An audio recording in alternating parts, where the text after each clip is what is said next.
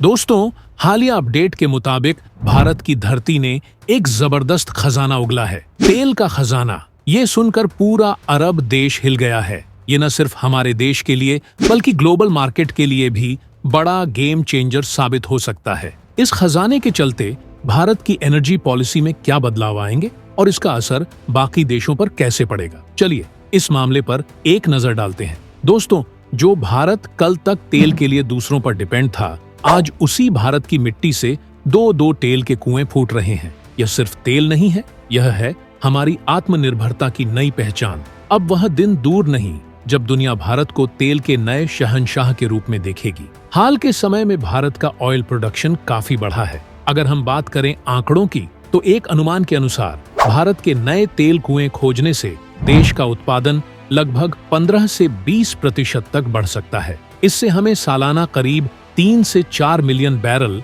कच्चा तेल ज्यादा मिल सकता है। इसका सीधा फायदा यह है कि हमें विदेशों से तेल खरीदने की जरूरत कम होगी, जिससे हमारी विदेशी मुद्रा बच सकती है। सोचिए, जब हम खुद का तेल निकालेंगे तो यह हमारे देश की आर्थिक स्थिति को कितना मजबूत बनाएगा। अब देखा जाए तो आजकल ग्लोबल प्राइसेस काफी ऊंची हैं और कई देशों में तेल की कमी भी हो रही है। भारत, जो कि पहले सबसे बड़ा इंपोर्टर था, अब अपनी खुद की खोजों के चलते एक नया खिलाड़ी बनता जा रहा है। इससे हम न केवल अपनी जरूरतों को पूरा कर सकते हैं, बल्कि अन्य देशों को भी तेल बेचने में सक्षम हो सकते हैं। जैसे कि ओपेक यानी कि Organisation of the Petroleum Exporting Countries में तेल के दाम बढ़ रहे हैं, वहीं भारत अपने खजाने के जरिए इन्हें चुनौती दे सकता है। यह एक बड़ा मौका है जिससे हम अपनी स्थिति को और भी मजबूत कर सकते हैं। आप सोच रहे होंगे, ये कैसे हुआ? इतना बड़ा बदलाव देखकर दुनिया के बड़े बड़े विजनरी लोग जैसे एलन मस्क तक हैरान हैं और जापान के तो होश ही उड़ गए हैं। अब तक भारत सबसे ज्यादा कच्चा तेल इराक, सऊदी अरब,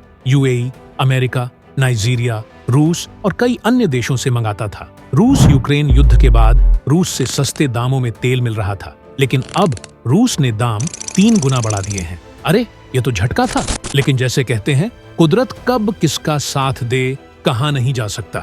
ऐसा ही भारत के साथ हुआ। हमारे अपने देश में 2 बड़े तेल के कुएं मिल गए हैं। यह तो मानो कुदरत का तोहफा है, जिसे देखकर दुनिया के बड़े बड़े तेल एक्सपोर्टर्स के होश उड़ गए हैं। चीन और रूस जैसे देशों को तो मानो सीधा तमाचा लगा हो। अब दुनिया देखेगी कि भारत भी इस तेल के खेल में किस तरह से अपनी जगह और मजबूत करता है। देखिए, अब वह दिन गए जब भारत सिर्फ पेट्रोल और डीजल पर निर्भर था। जो देश भारत को कमजोर समझते थे, उनकी बोलती बंद हो गई है। आज का भारत नए रास्ते तलाश चुका है और अब हम ग्रीन हाइड्रोजन की तरफ मजबूती से कदम बढ़ा चुके हैं। ये वही ग्रीन हाइड्रोजन है जो भविष्य में एनर्जी सेक्टर में क्रांति लाने वाला है। और सिर्फ यही नहीं, भारत में लिथियम के ह्यूज स्टोर मिलने के बाद हमारी बैटरी टेक्नोलॉजी भी नई ऊंचाइयों को छूने वाली है। महंगाई का भी जवाब अब भारत के पास है। आपको पता है, भारत अपनी 85% क्रूड ऑयल की जरूरतें बाहर से पूरी करता था, इसीलिए ट्रांसपोर्टेशन महंगा पड़ता था। लेकिन अब जब गाड़ियां पेट्रोल डीजल छोड़कर नए एनर्जी सोर्सेज की तरफ बढ़ेंगी, तो यह महंगाई की कमर टूटने वाली है। विदेशी देश जो तेल के दाम बढ़ाकर हमें परेशान करते थे, अब उनके होश ठिकाने आने वाले हैं। वह दिन दूर नहीं जब उन्हें अपने तेल की कीमतें गिराकर हमें देना पड़ेगा। भारत अब महंगाई को काबू में करने और आत्मनिर्भर बनने के रास्ते पर है। अब जरा रुकिए और सोचिए, अब ओडिशा में सोने के विशाल भंडार ने तो वाकई हर किसी का ध्यान खींच लिया है। लगता है कि भारत के जमीन के नीचे छुपे खजाने अब धीरे धीरे बाहर आने लगे हैं। फिर मुंबई से जो खबर आई, उसने तो सबको चौंका दिया। मुंबई में 2 नए तेल के कुएं मिले हैं। जी हाँ, सही सुना आपने। भारत को नए तेल और गैस के भंडार मिले हैं और यह किसी उपलब्धि से कम नहीं। अब आप खुद सोचिए, जब भारत के पास तेल और गैस के अपने संसाधन होंगे, तो हम किस तरह से आत्मनिर्भरता की ओर तेजी से बढ़ सकेंगे। यह सब कुछ कैसे हुआ? दरअसल हमारी देश की प्रमुख सरकारी company ONGC oil and natural gas corporation ने अरब सागर के मुंबई ऑफशोर क्षेत्र में 2 नए कुएं खोज निकाले हैं। और सबसे बड़ी बात, ये कुएं ओपन एरिया लाइसेंसिंग पॉलिसी के तहत खोजे गए हैं और इन्हें अमित नाम दिया गया है, ताकि यह खोज हमेशा याद रखी जाए। अब भारत तेल उत्पादन में भी आत्मनिर्भर बनने की राह पर तेजी से आगे बढ़ रहा है। पहली और सबसे बड़ी बात, इससे हमारी तेल की इंपोर्ट डिपेंडेंसी कम होगी। यानी जितना तेल और गैस हम अपने देश से निकालेंगे, उतना हमें बाहर से इंपोर्ट करने की जरूरत नहीं होगी। इससे देश की विदेशी मुद्रा यानी डॉलर्स की भी भारी बचत होगी, जो हमारी इकोनॉमी के लिए बहुत फायदेमंद साबित होगी।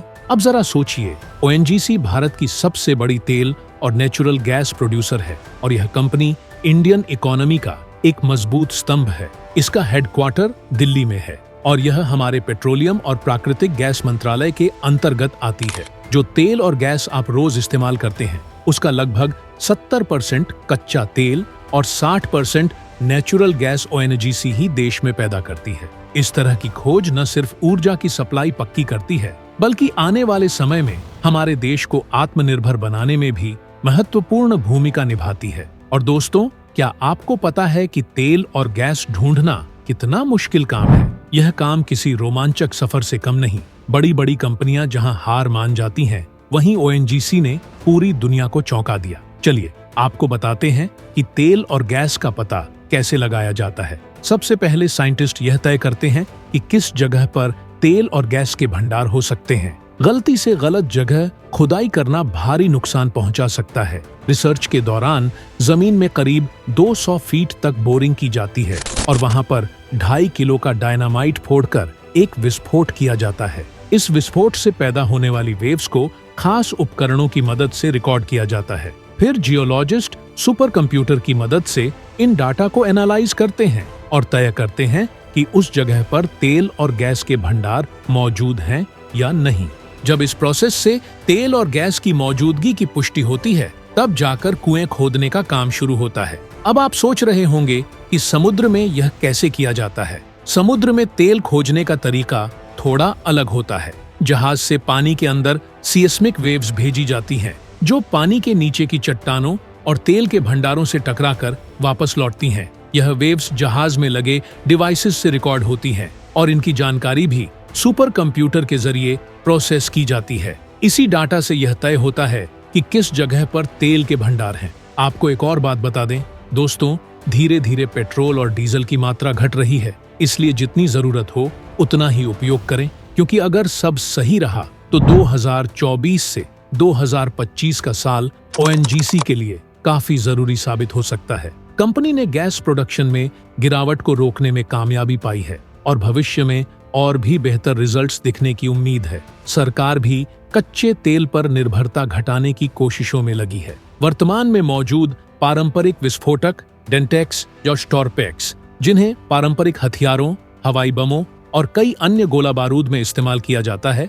उनकी टीएनटी की क्षमता 1.25 से 1.30 है। ब्रह्मोस वॉरहेड को भरने के लिए हेमेक्स का इस्तेमाल किया जाता है, जिसकी टीएनटी 1.30 है, क्षमता 1.50 है। इकोनॉमिक एक्सप्लोसिव लिमिटेड की कोशिश है कि आने वाले 6 महीने में टीएनटी की क्षमता को 2.3% तक बढ़ा लिया जाए। तो दोस्तों, आपका इस पर क्या कहना है? अपने विचार कमेंट बॉक्स में जरूर बताएं और चैनल को भी सब्सक्राइब जरूर कर लीजिएगा। जय हिंद।